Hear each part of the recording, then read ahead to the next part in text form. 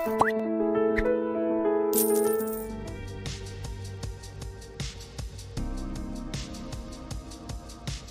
now when we study philosophers, scholars who have tried to explore this good, you understand? Now they have somewhere equated this good, right, in a particular way. That good is not just about comfort, good is not just about achievement, good is not about success, good is not about some material, but good also constitutes the way it has been acquired. Understanding? So good एक aspect क्या हो गया, जो and है, जो purpose है, material, immaterial, non material, whatever, right, tangible, intangible. और एक गुड क्या हो गया, जो प्रोसेस है. You can say end, yes, what, and one is how. Means and end. Now this is the next level of analysis. So scholars, most of these scholars, most of the people who studied, right, when you think of, let's say, let's take very interesting comparison, right, एक example उससे समझते हैं. Let's say we have Karl Marx, right, and we have Gandhi.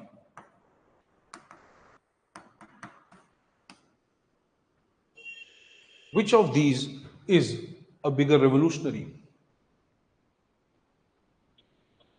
Who talks more about the human aspect? Who talks more about the human benefit? But see, you have Gandhi as the father of nation. Gandhi talks about democracy more or less. नहीं. अब Gandhi, see,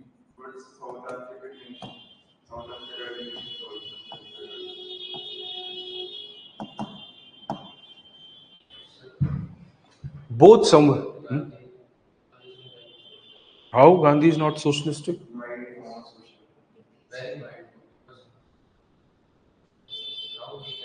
He is. पबैठ के lecture वापस जाके पढ़ो थोड़े बहुत. Gandhian socialism, Mahatma Gandhi. We are talking. Gandhian socialism, Gandhian philosophy, right? Public interest we have studied. See? Gandhi socialism है भाई, कैसे? Power to the grassroots, community ownership. क्या है community ownership? Trusteeship, cooperative society, cottage industry, no industrialization. क्या है ये? That is called Gandhian socialism. कैसे? किसने पढ़ाया ये? गांधी ने कभी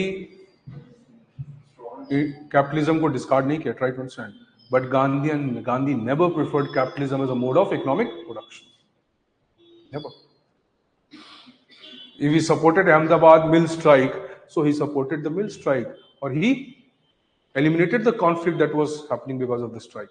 Indigo planters, he removed the conflict. That's a conflict here. He was always pro workers, not pro mill owners. Gandhi to universally famous है, Gandhi socialism to. Whatever the aspects of Gandhi is there, right? They all reflect his orientation towards socialism. In fact, your DPSP, अब उस constitution से बड़ा proof क्या है भाई? GS वाल पढ़ा है, जीएस वाल ने कुछ अभी क्यों नहीं पढ़ाया उसने? So अब नोएडा में ही पढ़ाएंगे कि यहीं पढ़ाएंगे? You are studying with दृष्टि, no? अच्छा, not with दृष्टि. Let us say, so socialism, DPSP जो है primarily talks about socialism.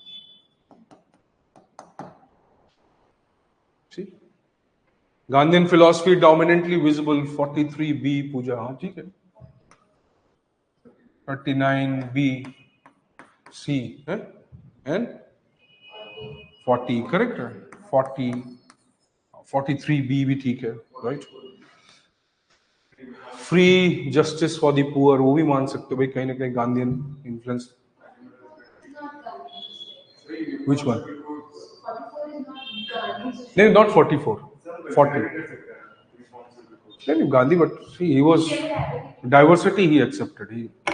He will not dilute the diversity. So let us say, if you see, right, Marx. Let's come back to ये हमारा focus नहीं है अभी. So socialism, अब Marx भी socialism बोलता रही. अब Gandhian socialism comes from his very idea of transformation of society. ठीक है? कैसे? कोऑपरेटिव सोसाइटीज बनाओ, ट्रस्टीशिप क्रिएट करो, राइट, कॉटेज इंडस्ट्रीज प्रमोट करो, विलेज लेवल इंडस्ट्रीज प्रमोट करो which are not of the bigger magnitude, right. Industrialisation को हटाओ, deindustrialisation is the primary ambition of Gandhi, right. That is why Gandhian socialism did not dominate the Indian economic system. It was Nehruvian socialism, right. Nehru was the one who wanted a combination of capitalism and socialism, and Patel was the one who wanted capitalism. So let us say now they both have similar ambitions. इनके ends same हैं, right? But इनके means अलग अलग हैं. The means used by Gandhi. Gandhi के means कैसे हैं? Pacifist हैं, right? Pacifist means है, non-violent means है, right? Simpler means है. What you can say, ahimsa एक means है. Or to a large extent, you can say that more about, what he's talking about is more humanly sensitive means to achieve certain things, right? So Gandhi somewhere believes कि भाई moral या ethical method क्या है achieve करने का, is through non-violent, peaceful, more humanistic way of doing things, right? Ultimately, objective is same. See? So his concept of non-cooperation, civil disobedience, non-violence, ये सब क्या? They were based on the basic premise. See? Marx बोलता है, see, power flows from the barrel of the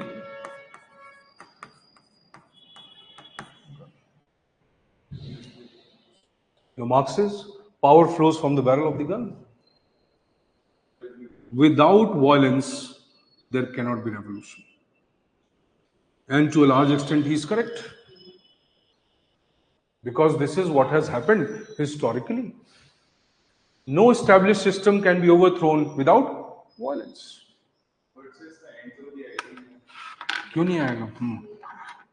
और transitional आएगा. When you're looking for peace, does it come in your life ever?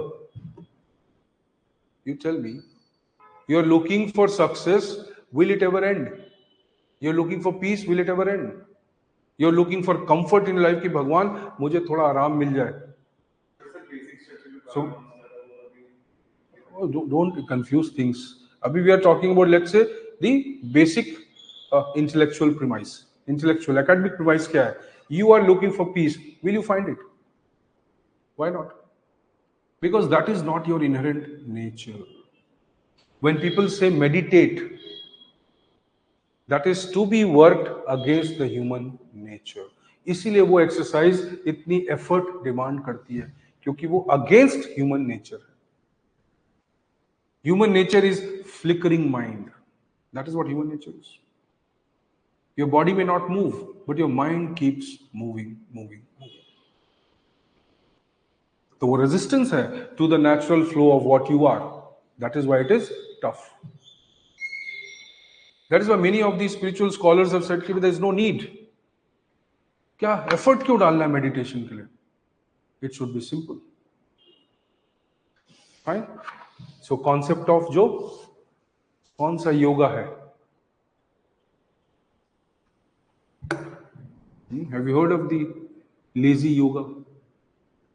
You've not heard of that. Not just Shavasana, right? Yogas which people are generally doing lying on the bed. Sleepy yoga, lazy yoga, whatever you say. See? The ultimate purpose is obviously somewhere to acquire that state of mind. So meditation does not require a physical exploitation of the body. It's not necessary. Right वो एक state है जिसको आप achieve करते हो, लेकिन वो क्या फिनेंस से, एक्सप्लॉयटेशन से, फिजिकल एफर्ट से, physical exploitation of the body, क्या उससे अचीव होगा? नहीं हो सकता, राइट? बट जैनिज्म इसमें बिलीव नहीं करता.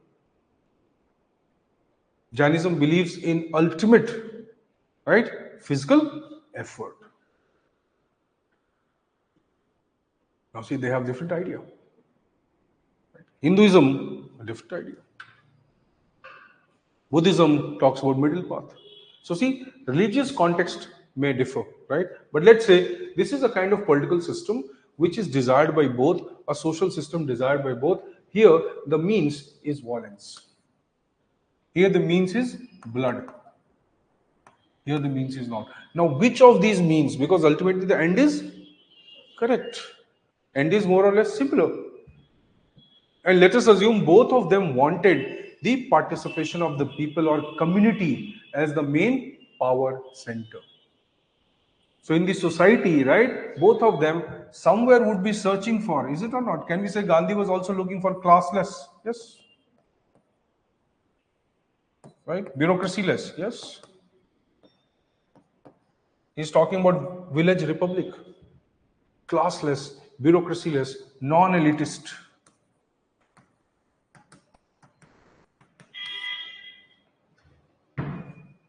Ultimately, people-centered.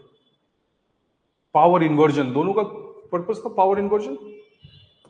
Not just decentralization. We say power inversion.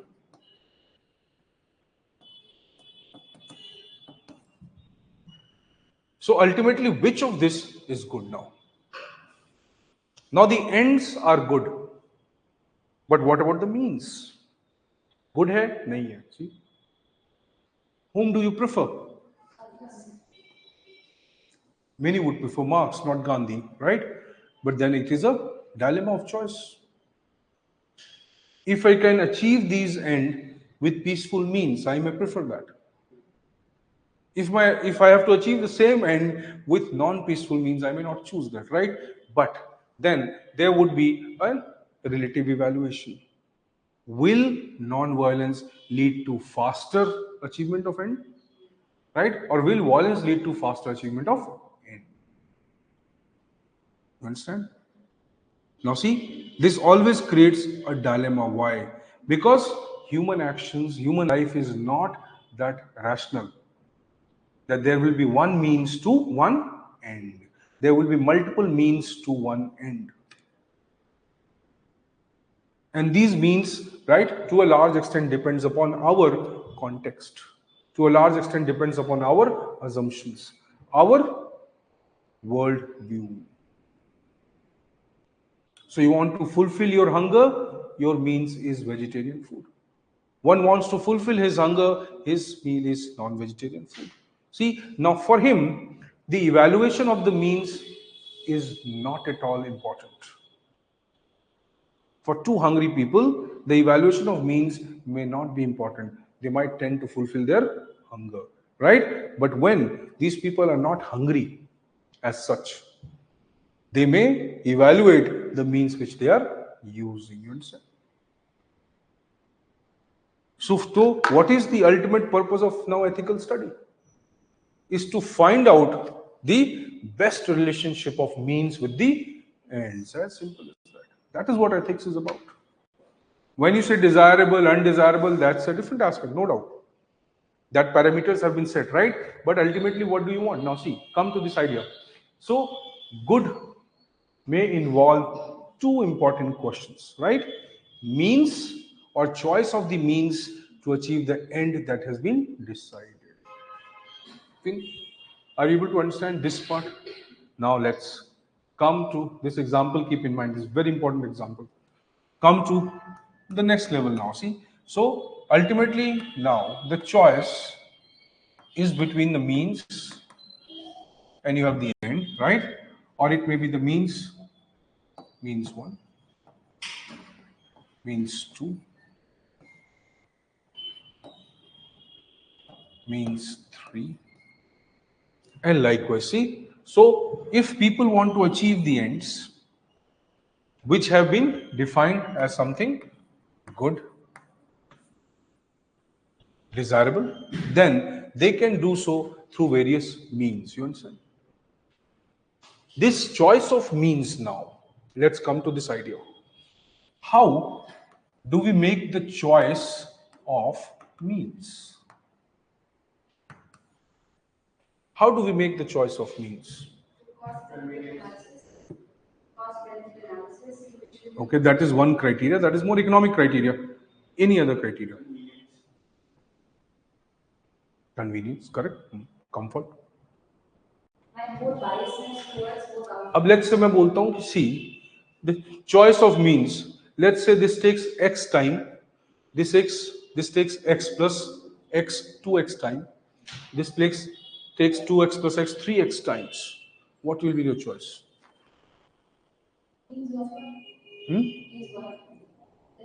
Less time. ठीक है? But this takes compromise. This doesn't take compromise. This takes minimum compromise. This takes no compromise. Fast, sell your soul. Right? Sell your respect. Right? Be what you are. What is the choice now? Let's keep all this in mind. Don't jump to conclusion, right? This paper requires a very common sense, in-depth understanding of things, right? So when you write your answers, your words will be reflected in the, or your answer will be enhanced by the choice of the words you make. That will make a big difference in your part A, that is theoretical. Once you are conceptually understanding things, part B automatically can be done more easily. क्योंकि part B में कोई technical knowledge नहीं चाहिए. Whatever knowledge is here has to be applied. So part B, that is case study, is more about formatting of this knowledge. You understand? यही इसका application है बस वहां पे. तो तुम पब्लिक सर्वेंट हो, इंजीनियर हो, ह्यूमन बीइंग हो, पर्सन हो, क्या, it doesn't matter, right? This all exactly is applicable. Let us say, so now what will be your choice? So let's say means 1, soul चला गया. Means 2, respect चला गया. Right? Means 3, चलो as is. But see, this is 3 times faster. Right? Now see, if you want to be successful in a very short span of time, you have to sacrifice. Are you willing to use the means, fine, which may involve certain types of bargain? Are you understanding this idea? You will achieve the end, no doubt. Right? Are you willing to bargain for it? अब ये जो bargain का choice है कि whether I will bargain or not, whether I will accept or not, whether I'll go for this means or not, ये कहाँ से emerge होता है? See? Now for this we use. What do we use? Just now what we talked about. इसके लिए हम क्या use करते हैं? जो parameters हैं. Universal and contextual. Understanding? When we say there are universal parameters, तो हम ethics को refer कर रहे हैं. जब हम बोलते हैं हमारे contextual parameters हैं, तो हम morality को refer कर रहे हैं. मेरा धर्म, my religion doesn't allow me to do this. Contextual. Right? My or personal ethics. Local ethics, जो भी आप उसको नाम दे दो. But the humanity does not allow me to do this. Right? That is universal criteria. So choice of means or the conflict between the choice of means, what is it called? This is called the ethical dilemma. That's a dilemma. We can give it lot of names. Conflict of interest, this, whatever. Fine. Choice between good and very good, choice between bad and very bad. Now, that's very logical. So we have to choose these means, and these means that leads us to an end that we want, an end that is desirable, right? This somewhere is explored by what? The study of ethics. So, actual study of ethics is about what? It is about understanding, exploring that what actions people take to achieve the goals they want. What means they choose to achieve the goals they want. But why one prefers one means and why other prefers another means. And can we develop a universal criteria, a better understanding of means to end? Yeah, ethics is. That is what ethics is about. Good, bad, desirable, that are all the categories we have developed. Right? Money is an end, or money may be a means. Depending upon how money is acquired, because ultimately money is being used for comfort, for good life.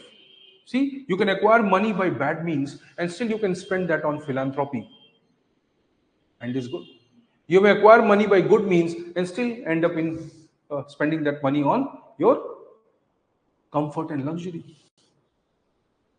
See, there are a lot of debates around this. No, see, a lot of societies are there, a lot of countries, developed countries in the world, they seek servants and slaves from the third world countries. Even today, a lot of countries in Middle East, Europe, right? They have concept of sex slaves. They are all rich people, elite people, educated people. Is it justified? India may be here. If you don't know, the women, children, teenagers from the disaster-prone areas, disaster-affected areas, right? From the poorest areas of this country, they are distributed across the country in the form of servants, house help, maids, whatever. And they are used for multiple purposes. If you don't know about your country, you should know about it. If you think your society is very high level of moral society, that's not true. You apply morality selectively, right? Morality selectively, ना?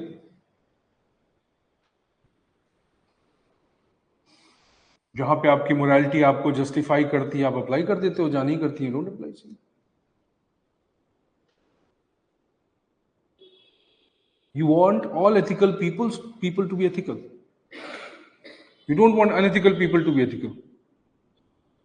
Politicians corrupt है, right? मेरी life. इसे doctor गलत है, teacher गलत था, right? Parents गलत है. उनका आपकी लाइफ में बहुत बड़ा इन्फ्लुएंस है, नो डाउट. बट जो परमानेंट इन्फ्लुएंस है वो किसका है? पॉलिटिकल सिस्टम का है. You cannot think of your life without this political framework. Religion का है, right? Even if you want, you cannot save yourself from religion. Do you go and question the practices of the religion? You cannot do so. You will attract the wrath of the society. So, see, ultimately, people have people have multiple ways or multiple excuses to justify their actions. People have multiple means to achieve the same end. Comfort can be defined in multiple ways, right? Happiness can be defined in multiple ways. So people started understanding, scholars started bringing their perspective कि भाई good कैसे define होगा. Good is comfort, good is desirable, good is happiness, good is the end, good is the means. अब ये basic ideas थे कि भाई ये good है क्या. Let's try to define it. So if I want to achieve, right, or if we are doing or trying to achieve certain ends, we will always face the problem of choices we make. So we come to very basic idea that what are we evaluating? What are we studying? Human action. This human action core of ethics, or the study of this subject. Human action. Human action is guided by human thought.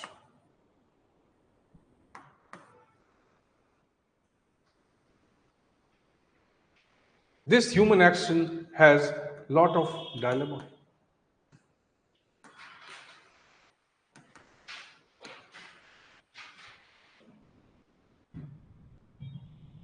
This action translates into the consequence or the end. If you remember Simon क्या बोलता है? Bounded rationality. Can we ever be absolutely ethical? We cannot be, because we do not have the capability to be absolutely ethical. Right?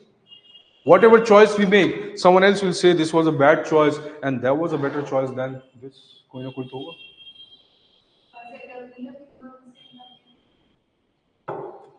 Unless we have veil of ignorance, right? Unbiased choice.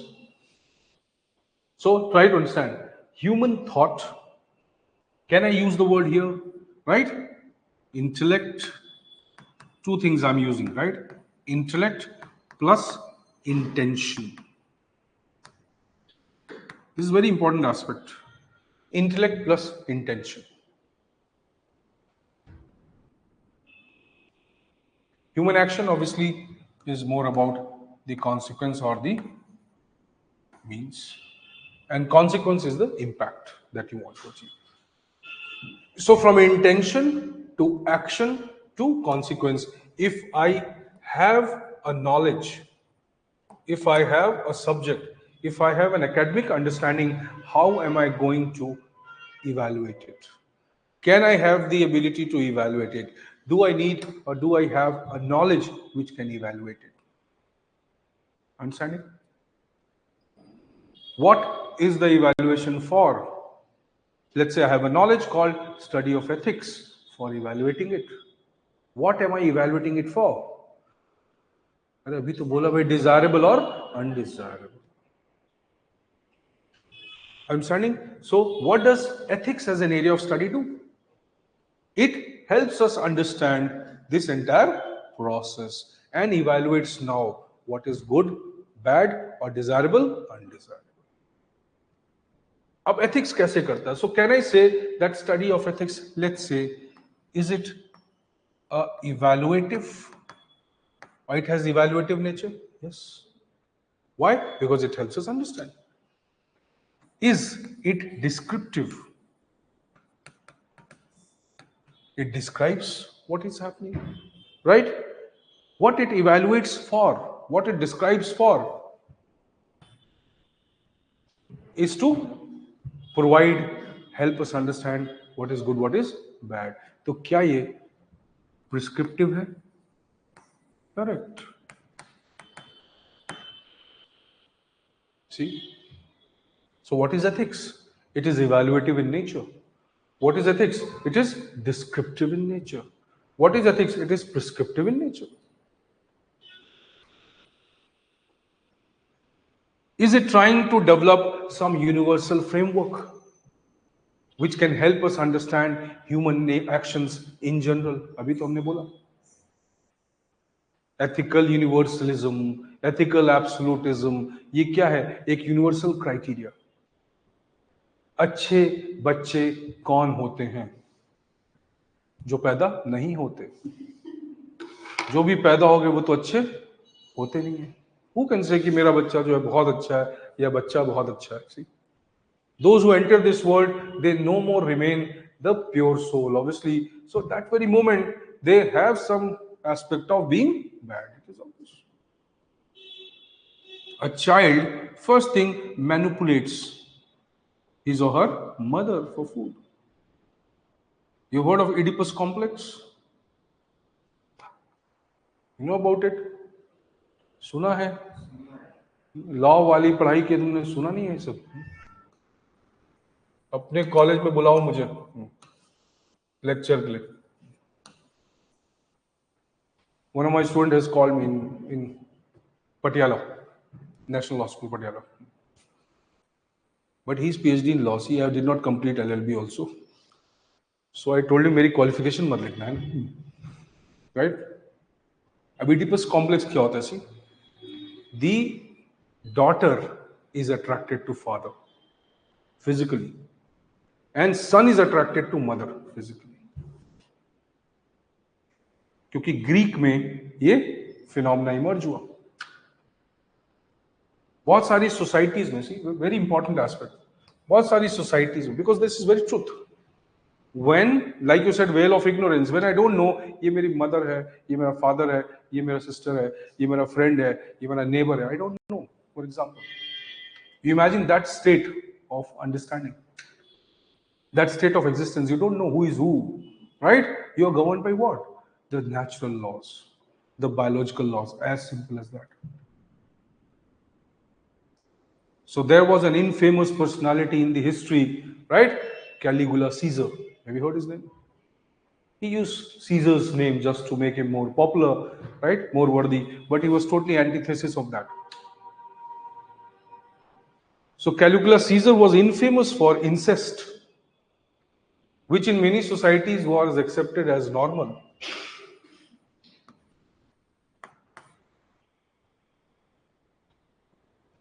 Having physical relations with one's own blood, right? Immediate blood, which is a taboo in many societies. Not taboo, it is a sin. But in the same Hindu society, you go to southern part of this country, right? The Bhanjis can marry the mama. Yes. Here, the Bhanji cannot even touch the feet of the mama. So, she is supposed to be so respectable in that sense. Respect वहाँ भी है, यहाँ भी है, लेकिन क्यों? Customs. See? Right? So, does it create a universal human parameter कि नहीं, you cannot have incest? No. Many societies in the world, they prefer incest. They don't want, yes. They don't want outsiders to dilute their ethnicity. That's the idea. They restricted it, right? There are a lot of sociological studies in India. I'll tell you the exact names of those people who did, but not now. Sociological studies in India, which studied Western UPs and Haryana. And they found out that in these areas, right, there was a phase, 70s and 80s, where in these areas, a lot of young men were killed. They were murdered, right? Suicide, murders, what? Mysterious murders and deaths. So they were not able to understand why this is happening. A lot of young men. Now, when they did studies, they found that in 60% of these regions where it was happening, right, other factors were also there, but one of the major factor driving was the possession of land in the family. When the younger boys or the younger sons wanted to marry, right, they generally led to the distribution of property. So the family found a basic solution, that whenever the younger son wanted to marry, or whenever the younger son demanded for the distribution of property, right, they were killed. Or they were asked to marry their own bhabis, sister-in-laws. See, polyandry. Polyandrous societies are not polyandrous because they don't have morality, right? Because they chose a means to establish or control over the property.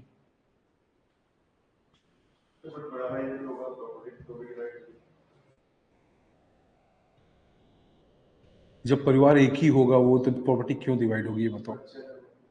फिर वो next process में start हो जाएगा. क्यों divide होगी property बताओ. Both are connected to the same female. जब mother एक ही होगी बच्चों की तो वो प्रॉपर्टी तो इंटीग्रेटेड होगी ना. तुम बार एसोसिएशन का एग्जाम दो पहले, ठीक है. चलो. So whenever, right, Now, you have a lot of such examples, right? Where you can say कि in our society, when we talk about universal moral parameter, right? There's no universal moral parameter. हर pocket में morality अलग अलग है, right? But ethics का purpose वो नहीं है. एथिक्स का पर्पस क्या है?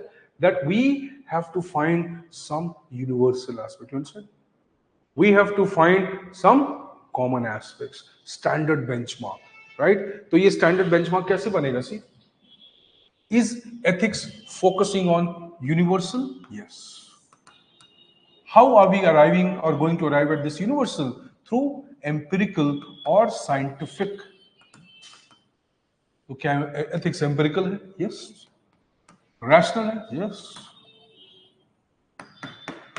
It wants to rationalize things. It wants to develop universal benchmark. It wants to define things in a established framework. How does ethics do it? How does this area of study emerge? Right? Is it systematic? Yes. Is it scientific? Yes. Empirical likha hi humne. Now see, all these things are good things about ethics. But will or does the study of ethics also constitutes things which are not this? Yes, it does. That means, apart from whatever we have talked about the nature of the study of ethics, there are certain aspects which the ethics or the area of ethics cannot study in a scientific manner. It cannot study in a rational manner. It cannot study through empirical analysis. What are these aspects? These are, you know, all this, these are normative aspects. Correct. Normative.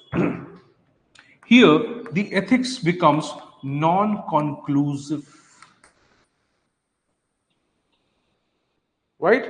Or here, this study or the content of ethics becomes non-prescriptive. Right? There is no single solution.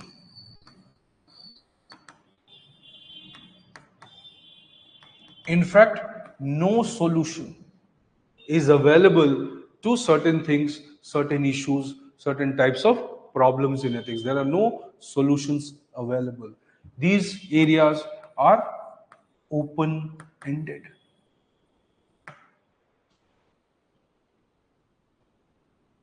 Normative. They are highly value-based, personalized, subjective.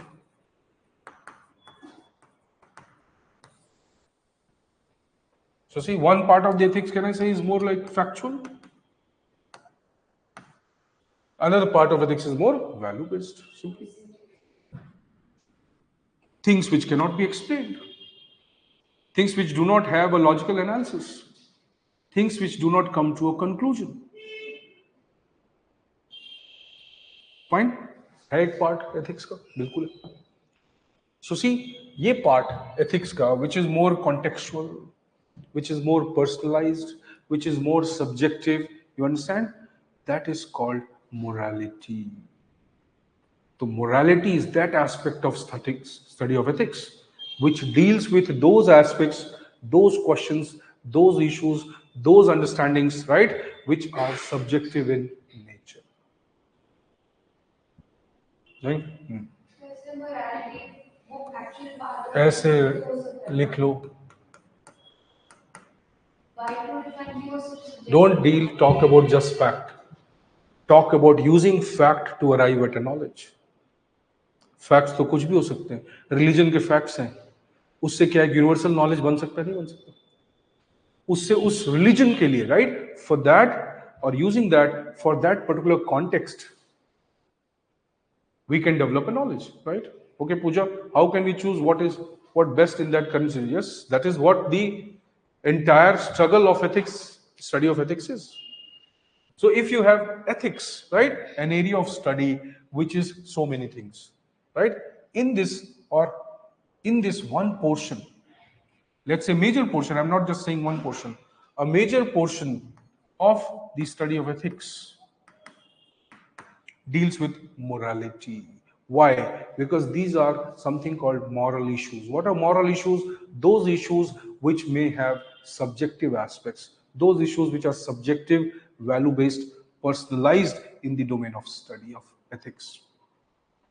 So, study of ethics tries to scientifically, rationally develop knowledge regarding human intention, action, and consequence. But in that part, there are various aspects of human behavior, human action, which cannot be studied scientifically, or which may have certain parameters which may be personalized according to situation, according to context, according to other parameters, which may be subjective to individuals. You understand? That is called morality. So, morality is very much part of the ethics. When people say why to distinguish, there is obviously illogical thing to distinguish them. No need to distinguish.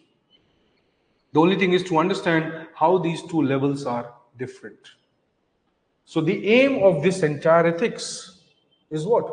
To scientifically develop knowledge regarding whatever we have talked about. Right? A part of this knowledge is non-scientific. A part of this knowledge is subjective. A part of this knowledge remains debatable. Right? That is morality. So the word morality refers to what? What does it refer to? If you go to the root word ethics, ethikos means habit, custom, usage, right? Good habits, good customs, good. Morality, more or less the same thing. What does it mean? Let me simplify you. Let's say existence of God. Can it be proved? You try to understand this example is very important to understand everything else here. Existence of God, can you prove it? Can you disapprove it? Then what is it? It is neither scientific nor non-scientific, neither rational nor irrational. What is it then?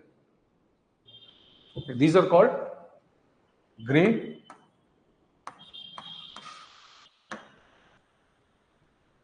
areas. Fine. So absolutely you cannot say God exists, but you absolutely also you cannot say that it does not exist. So what does it mean? Can this be proved? No, it's not perception. You see things which are happening, which cannot be attributed, which cannot be scientifically understood. That is death. If you try to define death as per the biological phenomena or medical physiology, then at least people should live for 100 years. The death of young people is not acceptable. Right? एक basic logic तो यही बोलता है भाई कि death is associated with age. How can we have 14-year-old dying of heart attack? But it can be explained through. No, that's why so take the basic logic. If death is a consequence of age, you understand? Most fundamental thing. Leave that you are eating momos every day under Karol Bagh metro station, right?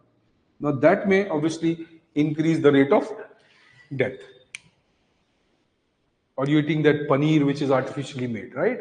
Or you're eating the chicken which is injection based. So that is different aspect. What I'm saying in simple way, we are talking about this existence. Let's keep the center here. So if we are born, then definitely we'll die. That's truth. Right? And if we are born, instantly we are not going to die, no? That is also illogical. People may die, that's different. But when we are born, so there is some established cycle. Who did this cycle? Who created this cycle? We did not do it. नहीं हमने तो नहीं बनाया ना. See, we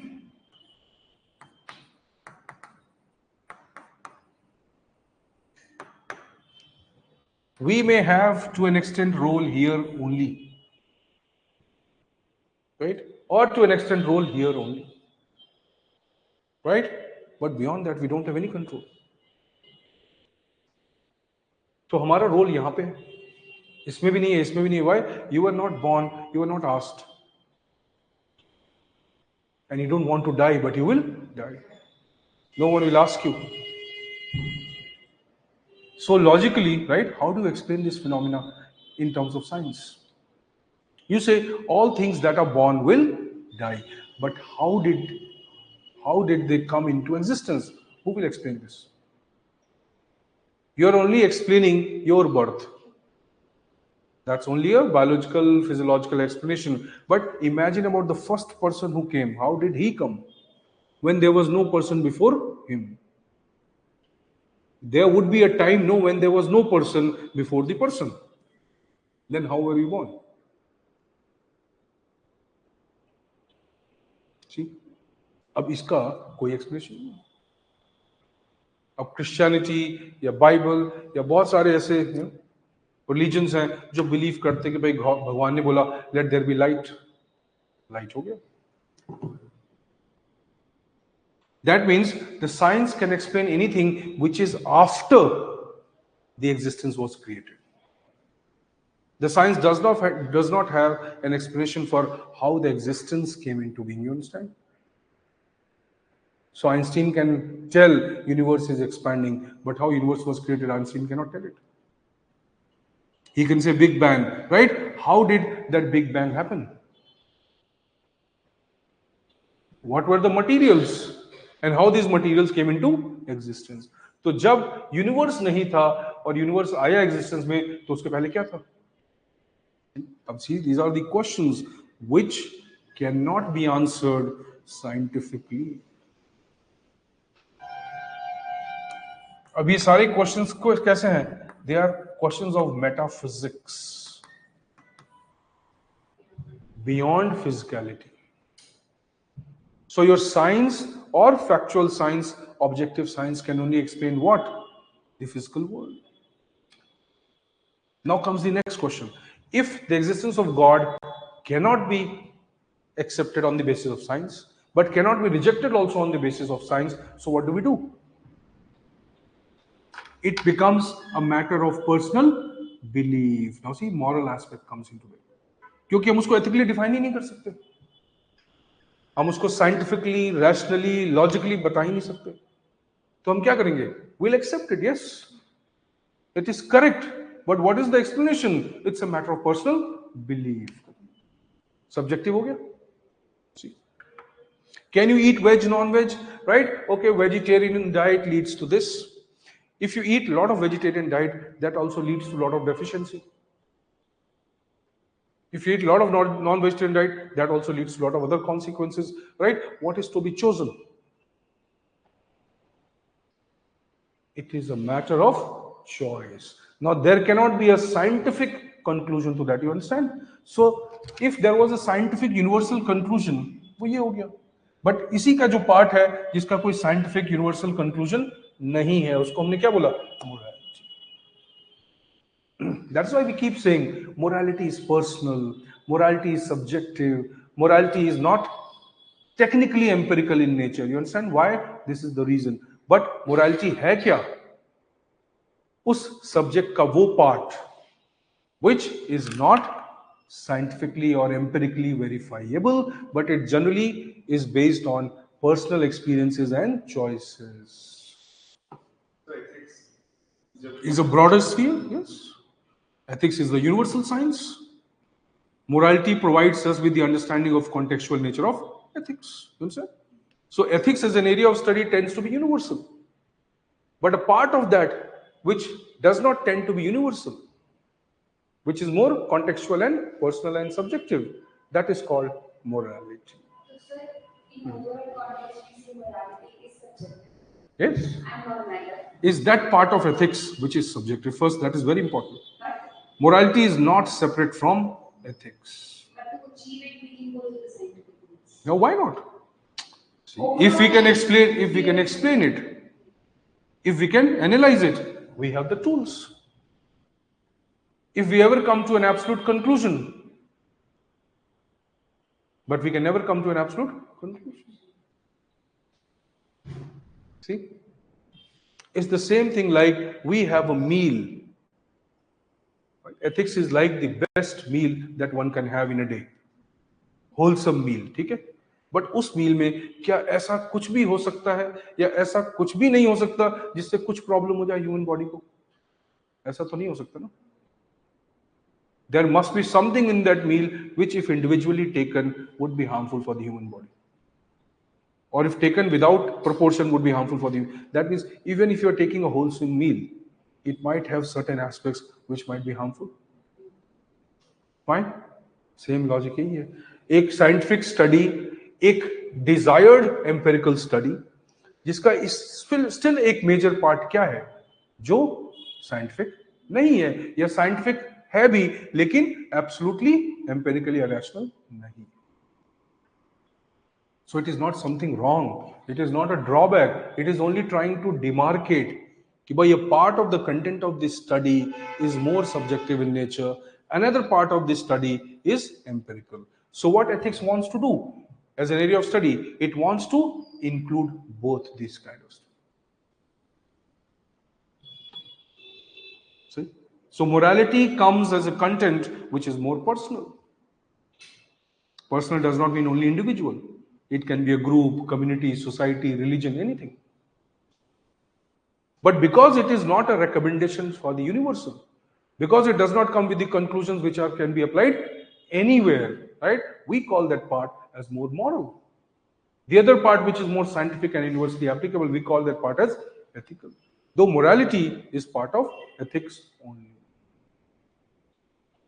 Because ultimate purpose क्या है इनका? To find out what is good, what is desirable, and apply it to the human lives.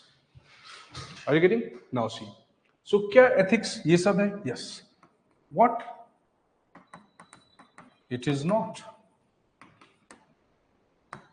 Religion. Is religion ethics? No. Ethics may include the study of religion, right? But religion is not equal to being ethical. But क्या religion morality से deal कर सकता है? हाँ, कर सकता है. Because it is subjective in nature. See? So is religion ethics? No. Not equivalent to.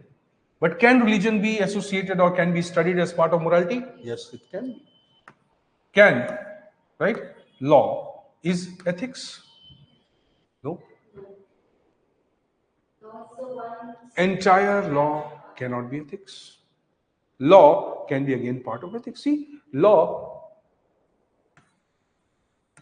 can it also deal with morality? Yes, it can. जैसे हमने use किया personal law. When we say constitutional philosophy, when we say values, अब आफ्सपा क्या एक universal scientific law है क्या? नहीं. Rule of law एक क्राइटेरिया हो सकता है universal. Fine. But my purpose और my objective to use the law may be very contextual in nature. That's why I'm saying law is not denying ethics. Try to understand, right? But law is only a part of the ethics. Is being ethical means being legal? No. Is being ethical means being religious? No. That is the idea. Are you understanding? Right. Yet. Is convention ethics? No. Fine. Conventions deal हो सकता है morality में, but ethics is no. Or it is not the entire ethics. It is just one part of the ethics. Right? Then, what else? Are entire human values ethics? नहीं. क्यों? Human values भी तो subjective होती हैं. So human value भी morality का part ज्यादा हो सकता है ethics का. So now we come to the idea कि what is ethics now? So ethics is a domain of study. It is an academic subject whose primary ambition is to understand the human nature and its action and evaluate them for good or bad. Even though the purpose of evaluation is not to arrive at absolute conclusion. That is not the ambition. The ambition is to understand what possible behaviors, what possible actions human beings can take, and can we classify them into something desirable or undesirable. When we are classifying them as desirable or undesirable, right, we are trying to find out the basis why we are calling something desirable and why we are calling something undesirable. So what comes in this analysis? Morality. Right? So when we are classifying something desirable, morality. Religious morality बोलती है ये desirable है, ये desirable नहीं है. Political morality बोलती है desirable है, desirable नहीं है. You understand? Though, yes, there are some universal aspects. So ethics, what it does? It tries to understand how this subjective and objective relationship exists in this world. It is mainly studying the world of human beings, not of animals, not of plants. Even though, right, it is very obvious that we don't want to understand. It does not mean that it cannot constitute the aspect of study, right? But we don't want to understand the human existence with respect to these factors. Because we believe the human existence somewhere is a product of the free will of the human beings. This is a very important aspect. For a lion, there is free will. He can explore the jungle, right? But he does not have the intellect. He may be intelligent, but he does not have an intellect. He does not have a thinking brain. He does not have an evaluative brain. You understand? He is driven by instinct.